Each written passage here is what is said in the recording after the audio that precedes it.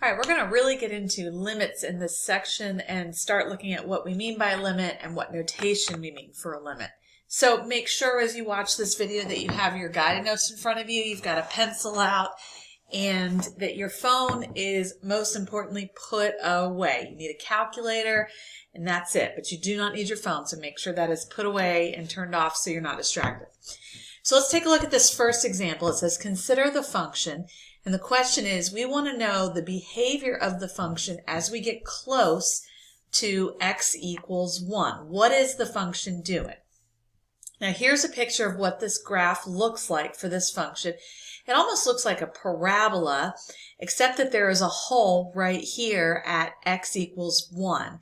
And the reason there's a hole there is because if we were to substitute in 1, we would end up with 0 over 0. So whenever you have 0 over 0, that indicates that you're going to have a hole in the graph.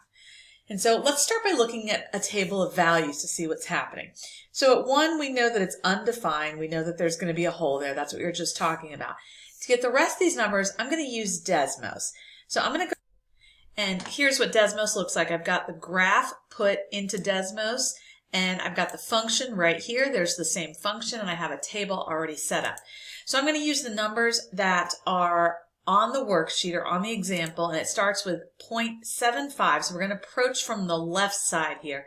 0.75, and then, so 0.75 for x, and then 0.9, let me go back and look, I forgot what it was already, and then 0.99 and 0.999. So what I want you to notice is that these values, I'm not sure if it'll let me write here in Desmos, I don't know if it will, I don't think it will, but these values for x are approaching the value 1.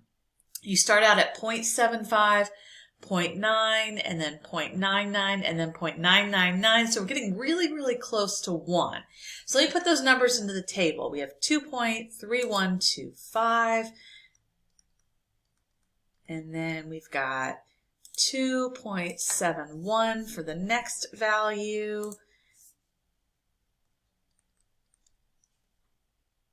and then 2.9701, and I think this was 2.997 if I'm not mistaken, 001. So I'm just going to leave it like that because I'm short on space.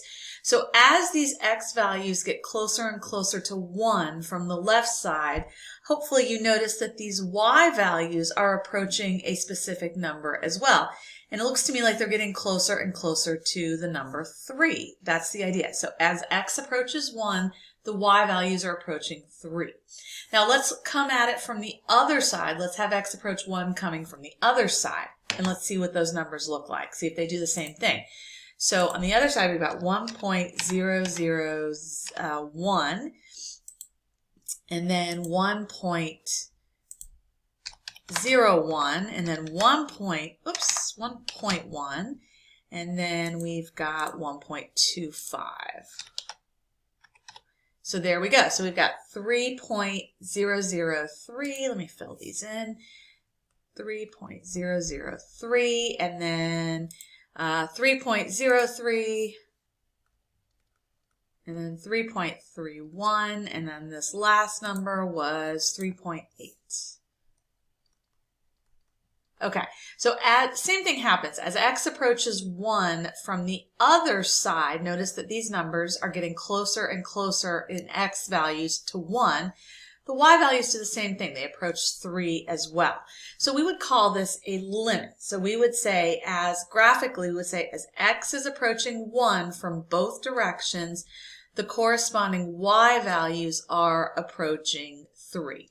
And there's more theory behind it, but basically as we have a small window here for x, we have a similarly small window here for y, and that's the logic.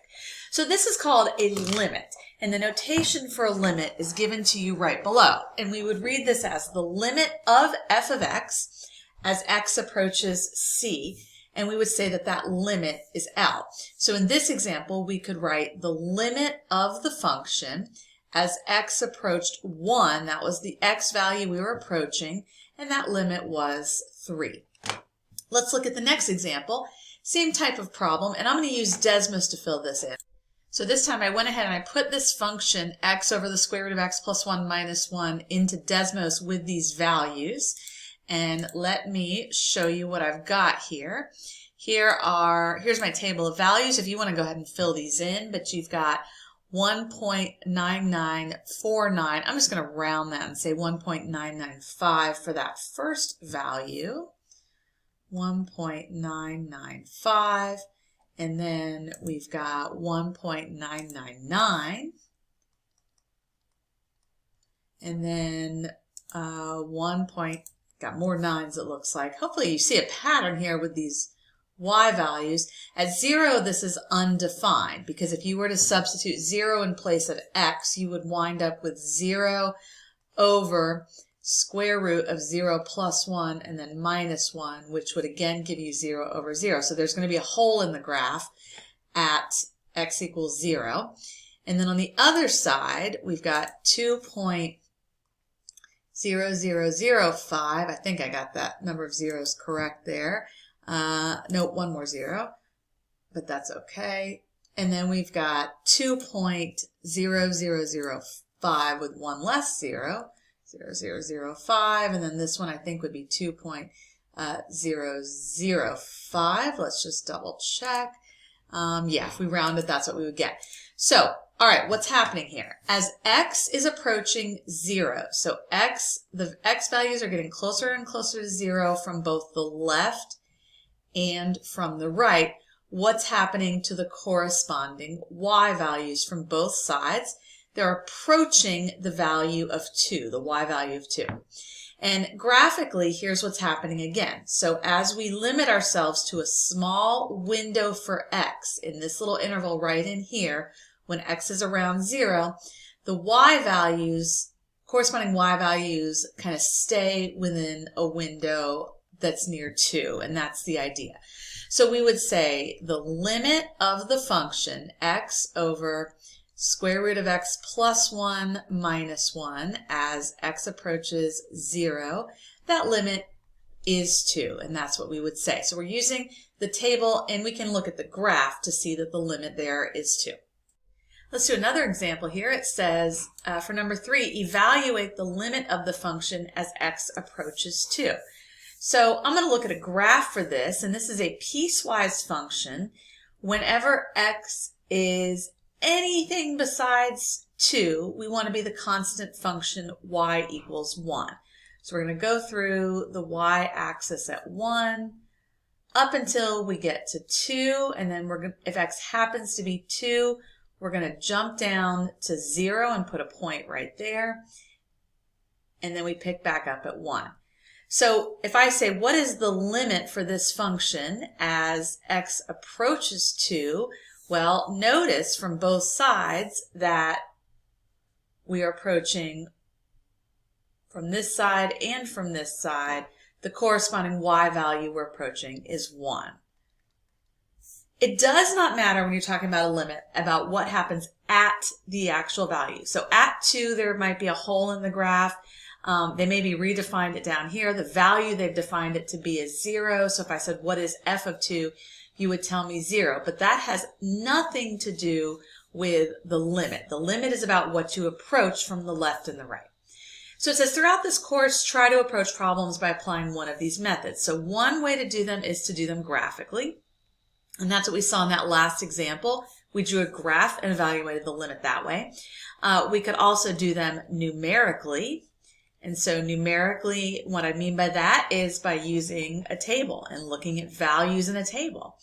And we could also do them analytically. And analytically, we haven't done yet, but that would be like looking at something algebraically and working it out that way. And we'll look at some more of those as we go through. Let's try example 4 here. Find the limit as x approaches 0 of sine x over x. Now this is one I would not expect you to be able to do on your own without technology. So we're going to graph this and look at it graphically. So we've got sine x all over x. Looks like this. I'm going to zoom in just a bit. It's almost like a bell-shaped curve. However, there is actually at 0, it would be undefined. There would be a hole there because the function would be 0 over 0 if you tried to substitute in 0 for the x value. So if we were to look at the graph of this, if you want to add a little quick sketch to your notes, kind of does some different things. But as we get closer and closer to where x is 0, we get almost like a bell-shaped curve. And let me go back to Desmos. So as we approach, as x approaches 0 from both sides, the y value, the corresponding y value that we approach is 1. And that's what we're looking at here. So this corresponds to a y value of 1, and we can look at this one in class. We'll see this one again. But the idea is we looked at the graph to figure out the limit, and that's a valid method for figuring out a limit.